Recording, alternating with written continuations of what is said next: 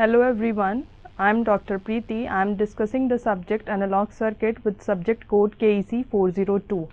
In the previous videos, I have discussed some topics of unit 1, and in the 7th video we have started BJT biasing, different schemes through which we bias the BJT amplifiers. So in that I have discussed one biasing scheme, that is fixed bias scheme. The second one is emitter stabilized bias scheme. So this scheme can be considered as an extension, or we can say an improvement to the fixed bias configuration. In the fixed bias configuration, we have seen that its stability factor is very high, that is beta plus 1. And in the discussion we have seen that we need a small value of stability factor. So to improve the stability factor, to fix the operating point, here we have placed a resistance Re to the fixed bias configuration, and it is named as emitter stabilized bias circuit. The analysis will be same as we did for the fixed bias configuration. First we will identify the two loops, base emitter loop and the collector emitter loop, or we can say input loop or the output loop, and we will do the analysis for both the loops. And before that, as we are discussing about the DC analysis of the circuit, so first we will draw its DC equivalent circuit of this emitter stabilized circuit. So in the first step for the DC analysis, these capacitors will be open circuited. So we will get this structure because the capacitors C1 and C2 are open circuited. So I have removed these capacitors. So here we have a base resistance RB, collector resistance RC, and emitter resistance RE. Through the resistance RB, current IB is flowing, and through IC, the IC current is flowing through the resistance RC, that is the collector resistance, and through the resistance, that is RE resistance, that is connected into the emitter branch, the current flowing is represented by IE. The next step that we will follow is the same as we did for the fixed bias configuration. The base emitter loop, that is from the top, that is supplied to following the input side and moving towards the ground. So that is the base emitter loop, VCC, RB, then transistor, base and emitter, and moving towards the ground. That is the base emitter loop. And the second loop that we have from top to bottom following the collector to emitter path. So we have identified two loops, base emitter and collector emitter loop.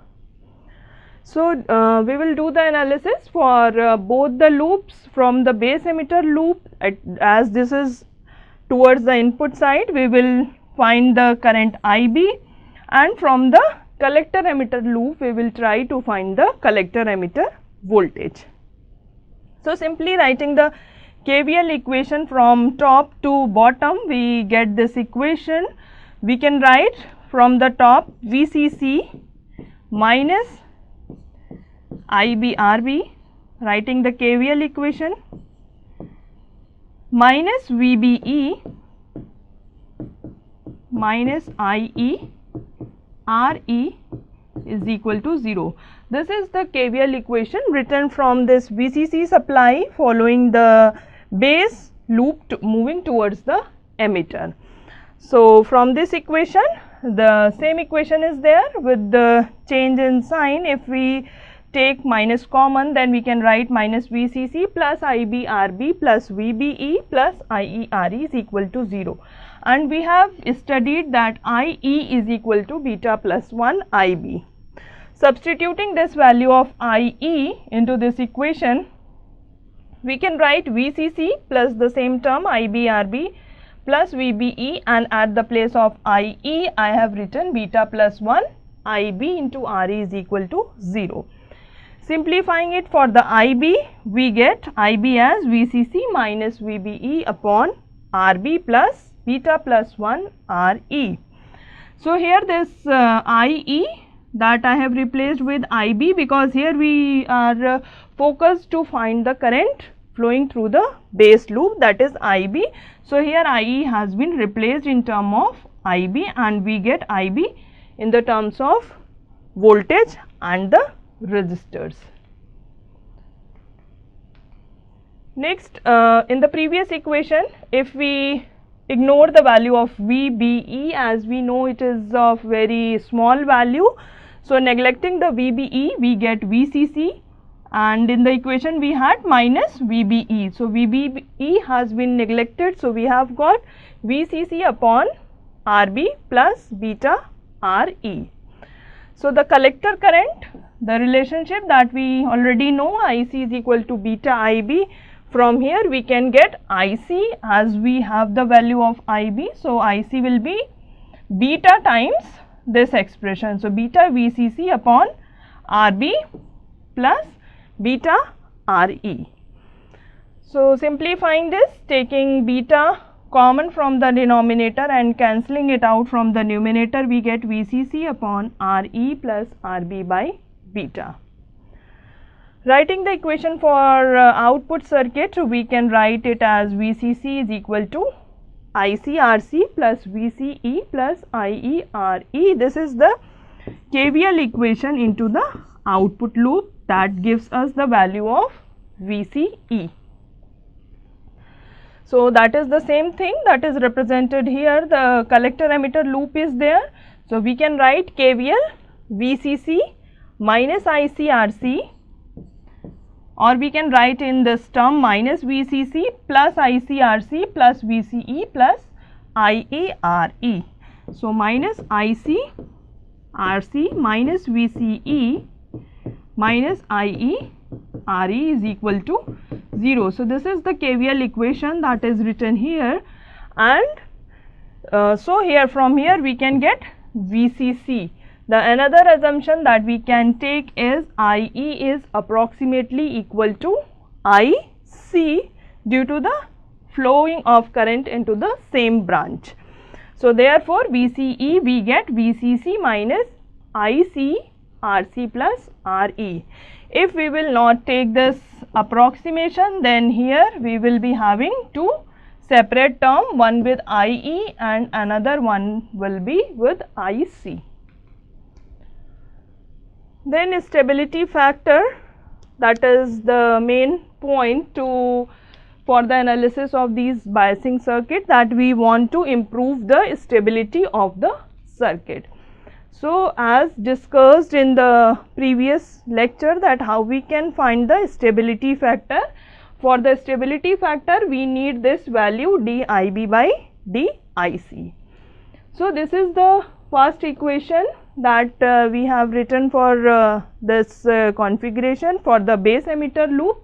So this is the same equation that was written for the base emitter loop. From here I have calculated the value of IB, that is VCC minus VBE minus ICRE upon RE plus RB.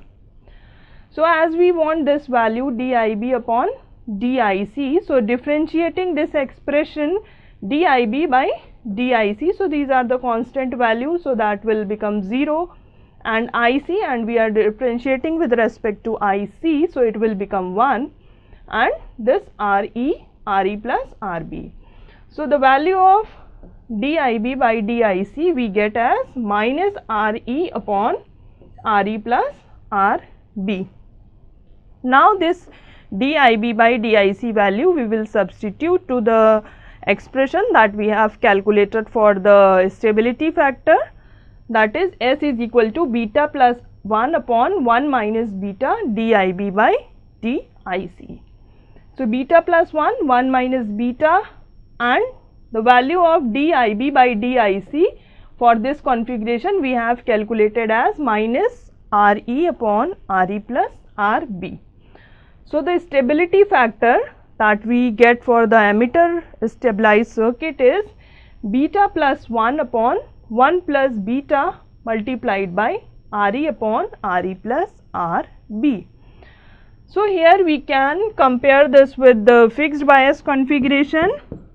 In the fixed bias configuration we have got this S as beta plus 1.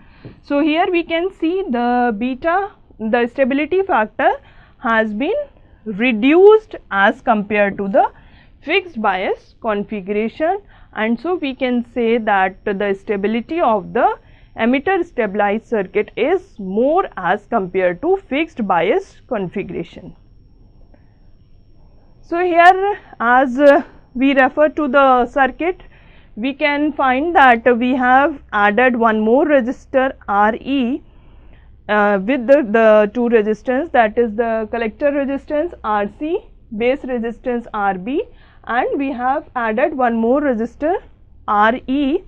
So although adding that Re resistor, the circuit is still very simple and we can analyze it very easily.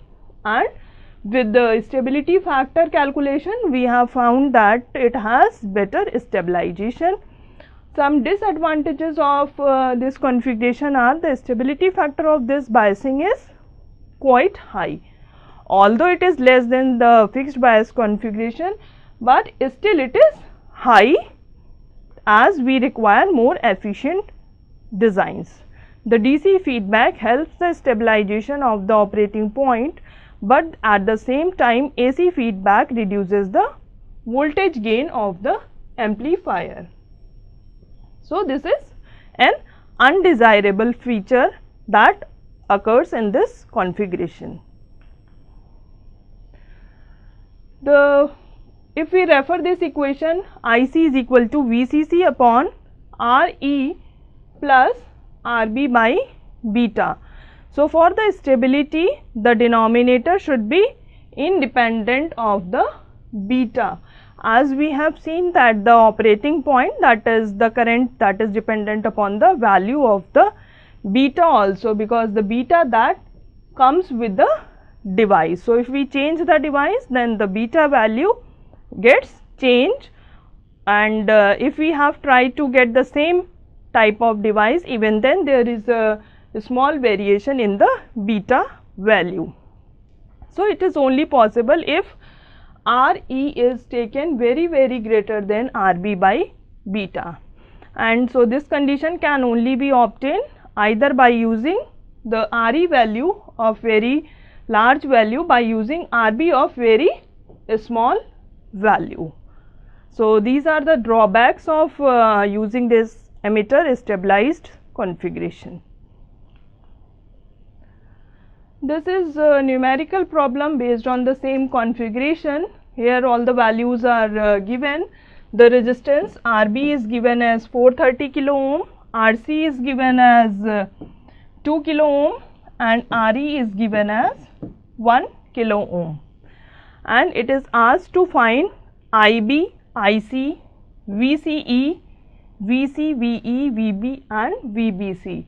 So this is very simple question. We have to write the equations from base emitter loop and the collector emitter loop. So here we can get two equations because we are having the two loops, one in this way and another from the top to bottom following the collector loop. So utilizing the same concept, we can calculate the value of currents and voltages. So the current equation IB that we have calculated, VCC minus VBE upon RB plus beta plus 1 RE. From where we get this equation? From the KVL of base emitter loop. When we had applied KVL into the base emitter loop and simplified it, we got the expression of IB. Putting all the values that are provided in the question, we get the current IB as 40.1 microamperes. IC is equal to beta IB, that is very common expression. IC is equal to beta IB, and here we have calculated IB. Beta is given with the picture, that is beta is equal to 50. So multiplying this equation with 50, we get the value of IC. By writing the KVL in collector emitter loop, we have got this equation VCE is equal to VCC minus IC RC plus RE. So putting all the values are known, resistances are given, IC current that we have calculated here, VCC here is given as 20 volts. So putting all the values, we get VCC as 13.97 volts. VC is VCC minus ICRC. This is the collector terminal. So this voltage here will be VC, that is the collector voltage. So we can write a KVL from top to this node, that is VCC minus ICRC is equal to VC. So that is the same equation written here, VC is equal to VCC minus ICRC. Putting the value of VCC, that is given as 20 volts, IC we have calculated 2.01 milliamperes, RC here is given as 2 kilo ohm. So putting all these value, we get VC as 15.98 volts. VE, that here this terminal is the emitter terminal, this is the base terminal. So simply, or we can write it from here also, VCE, that is VC minus VE. We can utilize this relationship. So VE we can write as VC minus VCE. So putting the values, we get VE as 2.01. VE, that is this voltage. So this will be VE minus IERE is equal to 0. So from here we get VE as IERE, and taking the assumption that IE is nearly equal to IC, that we have also considered while doing the analysis of emitter bias configuration.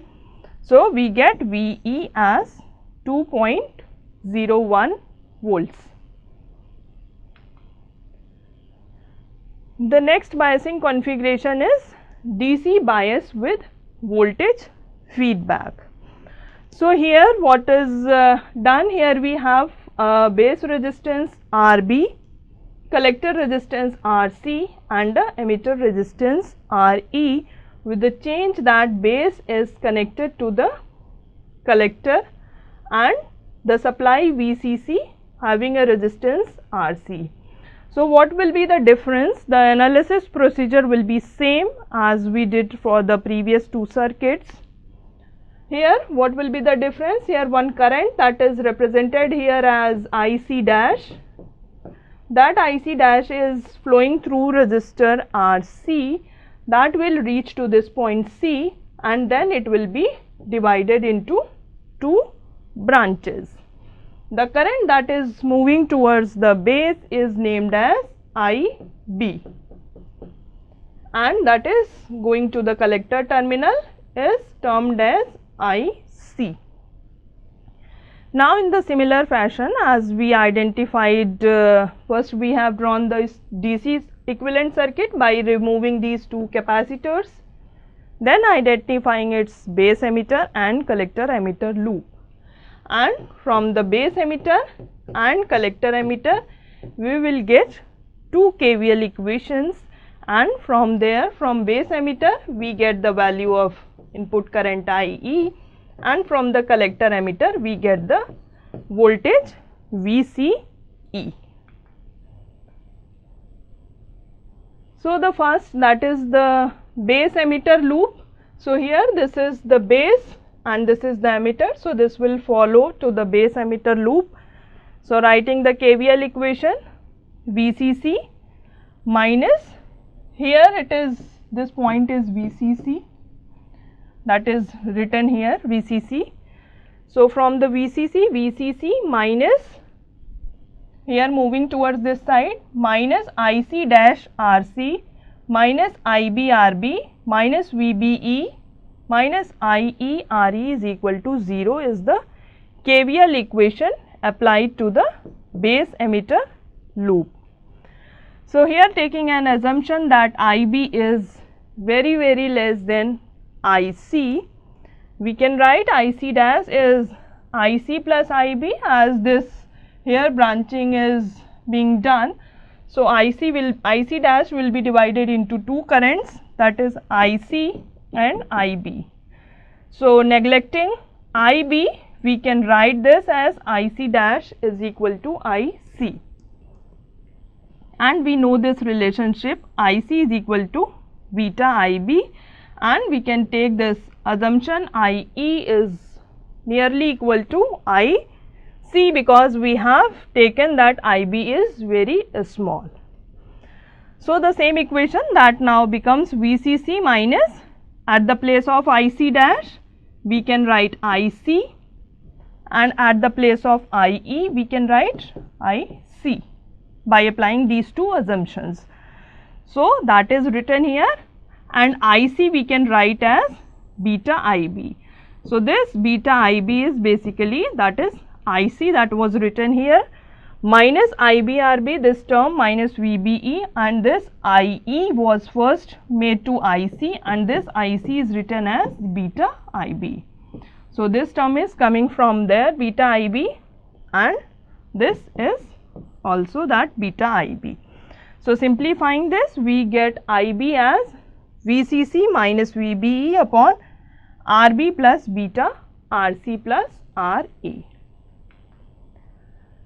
Now the second one, that is collector emitter loop.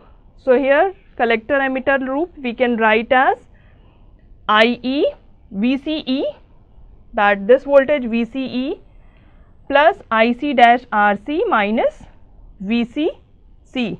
So here the resistance RE will also be there, RE IE. So IC dash is equal to IC and IC is equal to beta IB. So simplifying this, IC that here, that is equal to IC that we have taken, IC dash is nearly equal to IC. So this IC multiplied by RC and this IE multiplied by RE plus VCE minus VCC is equal to 0. So solving for VCE, we get VCC minus IC RC plus RE from the collector emitter loop. So for this configuration, we have calculated collector emitter voltage from the collector emitter loop and current IB from the base emitter loop. So for all the biasing configuration, the analysis will follow the same procedure, that we will draw its DC equivalent circuit and we will identify the two loops and writing the KVL equation, simplifying it to find the current and voltage. When the transistor will be in saturation, that saturation current will be the maximum current and the value of that will be VCC upon RC plus RE. Load line analysis, in which we find the load line, that is we are doing the DC analysis. So here that will be a DC load line. So for the cutoff we have VCE is equal to VCC and IC will be 0 milliamperes. For the saturation, the current IC will be VCC upon RC plus RE and VCE will be 0. So on the characteristics we can plot this DC load line. Some advantages of this configuration is that it is having the better stabilization as compared to the fixed bias configuration. The circuit provides negative feedback which reduces the gain of the amplifier, that is the disadvantage of the circuit. The application of this feedback configuration, the feedback also decreases the input impedance of the amplifier, so which as can be an advantage here. So due to the gain reduction from feedback, this biasing form is used only when the trade-off for the stability is warranted. So how the bias stability is improved in the collector biasing? So if IC becomes larger than design value, it causes an increased voltage drop across RC, hence a smaller value of VCE, which in turn causes IB to be smaller than its design value.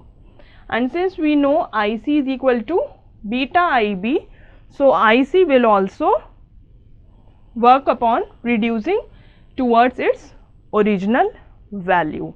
So the IC that was fluctuating or increasing with the variation in the temperature, that was making the operating point unstable, can be reduced by this configuration. The last one biasing configuration is voltage divider biasing. This biasing configuration is having, or we can say it is the most advantageous biasing configuration of the bipolar junction transistor biasing schemes. So in this we will be studying about its two methods. One is exact method, another one is approximate method. Exact method, we have a circuit and normally we do its analysis. In approximate method, we take some assumptions to simplify the circuit configuration, and for that particular condition we can do the approximate analysis of the circuit. The diagram shown here is the diagram of voltage divider biasing of the BJT biasing scheme. Here we have one resistance RC that is connected in collector loop, RE that is connected in emitter branch, and two more resistances R1 and R2 are there that are connected as voltage divider. So for that reason it is named as voltage divider bias circuit. So the analysis procedure will be same. We will identify the two loops. One is base emitter loop and the second one is collector emitter loop. Before identifying this base emitter and collector emitter loop and writing equation for base emitter and collector emitter, we will first simplify this network that is connected in voltage divider bias by using Thevenin theorem. That says that if this type of resistance configuration is there, we can find its equivalent resistance RTh and we can calculate Thevenin voltage VTh, or sometimes it is written as ETH for this circuit. So first for this circuit we will find RTh, Thevenin resistance and Thevenin voltage. Then for that simplified circuit we will write KVL and KVL equations for these two loops. So finding the using Thevenin theorem, that R1 and R2 that are connected in parallel, so that RTh we can calculate by placing this R1 and R2 in parallel. So that will be R1 R2 upon R1 plus R2. So that RTh is written here, and VTh, that is that voltage, we can write resistance R2 upon the sum of both the resistances R2 upon R1 plus R2 multiplied by this supply VCC. So RTh and VTh value have been identified, and the circuit that we can now draw by removing this R1 and R2 by this RTh and the voltage VTh. Now we will write the KVL equation for the two loops. This is the first loop and this from the top following the collector towards the ground is the second loop. So we will get two equations. From this loop we can find IB, from this loop we can find VCE, this is VCE. So in the same manner that we did in the previous circuit, we can find the current IB and VCE, and also we can calculate stability factor by finding DIB by DIC for this configuration and putting that into the formula of stability factor. So this is base emitter loop. Starting from here, VTh plus IB into RTh, that current that is flowing IB through this branch. So IB into RTH plus VBE plus IE/RE is equal to 0. So we have this relationship I is equal to beta plus 1 IB. Substituting this equation, we get IB as VTH. VTH is the Thevenin equivalent voltage minus VBE upon RTH, that is Thevenin resistance, plus beta plus 1 RE. Similarly, for the collector emitter loop, we can write from the top VCC minus ICRC minus VCE minus IE/RE is equal to 0. So that is the same equation written here, VCC minus ICRC minus VCE minus IE/RE is equal to 0. From here we can write this equation, and again taking the same assumption, IE is equal to nearly equal to IC, we can find VCE as VCC minus IC RC plus RE. So we have found two values, one is the base current, another one is the collector to emitter voltage. So that we have seen till now is the exact analysis. We have done the analysis of the circuit as it is without making any assumptions.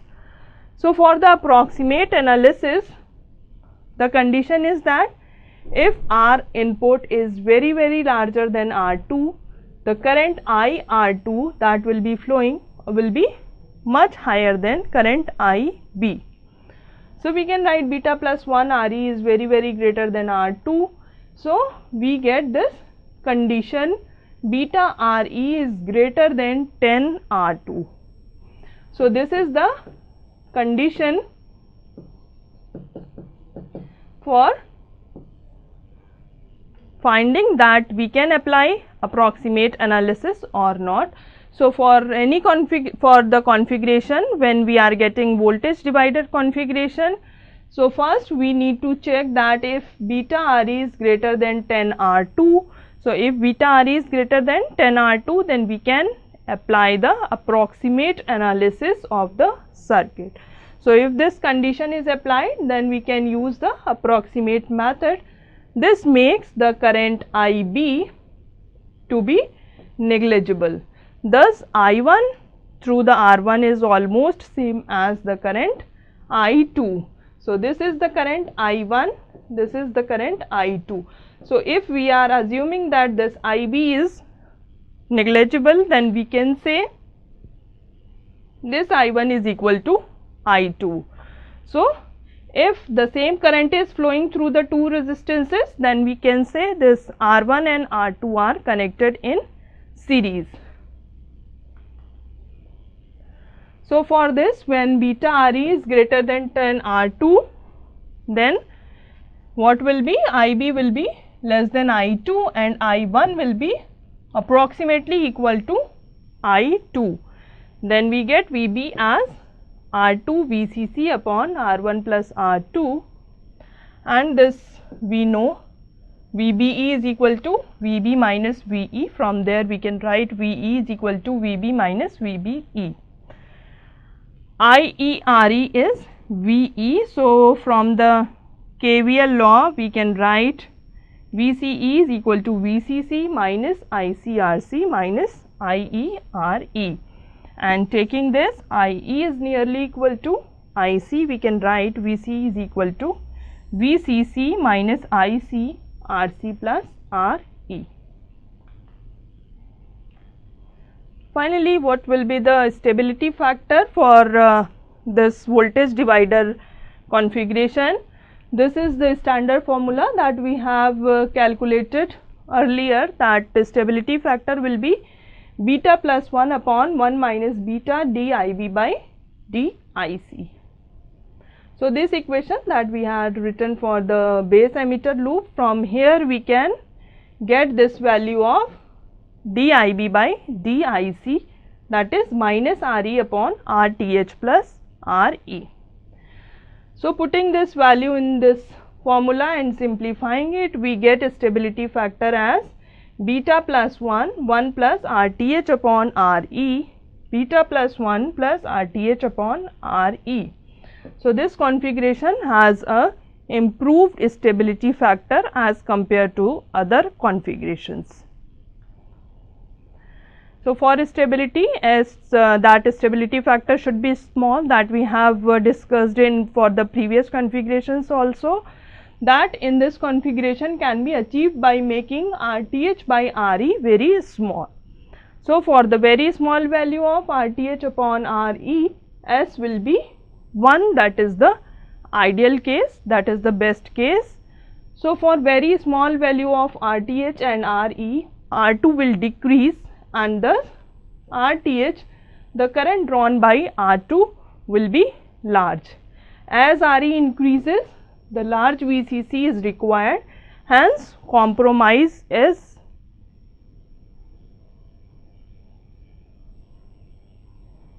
made in the selection. This is numerical problem based on the same voltage divider bias configuration. It is given here that VCC is 18 volts, R1 is 39K, R2 is 39K. The diagram that was of voltage divider biasing, in which we had two resistance R1 and R2, and here we have a BJT with resistance RC and RE. This was VCC, this was connected to ground. So value of R1 and R2 is given as 39K and R2 is given as 3.9K, RC is given as 4K, RE is given as 1.5K. Beta value is given as 140. So analyze the circuit using approximate technique. It is mentioned here that analyze it using approximate technique. So if it is not mentioned here, even then we can check for this condition, beta RE is greater than or equal to 10 R2. So if this condition is satisfied, we can use approximate analysis. So beta RE is 210 kilo ohm, 10 R2 is 39 kilo ohm. So here we can see beta RE, that is 210 kilo ohm, is greater than 39 kilo ohm. So we can apply approximate analysis for this. For the approximate analysis, we have calculated these value. VB is equal to VCC into R2 upon R1 plus R2. So putting the value, we get 1.64 volts. VE is VB minus VBE. VBE we know is 0.7 and VB we have calculated 1.64. So putting this 1.64 minus 0.7, we get this as 0.94 volts. IE is VE upon RE, that is very common relation. VE is equal to IE into RE. From here we get VE is equal to IE is equal to VE upon RE. So we get this value as 0.63 milliampere. So taking the assumption like we have considered earlier, IC is nearly equal to IE, we can find IC equal to IE as 0.63 milliamperes. VCE that we found by applying KVL in output loop is VCC minus IC RC plus RE. RC and RE are given in question. IC we have calculated in point number 3. VCC is also given here. So putting all the values, we can find VCC as 12.55 volts. So this was all about the BJT biasing schemes. In the next video, we will discuss some more configuration based upon the field effect transistors biasing. Thank you.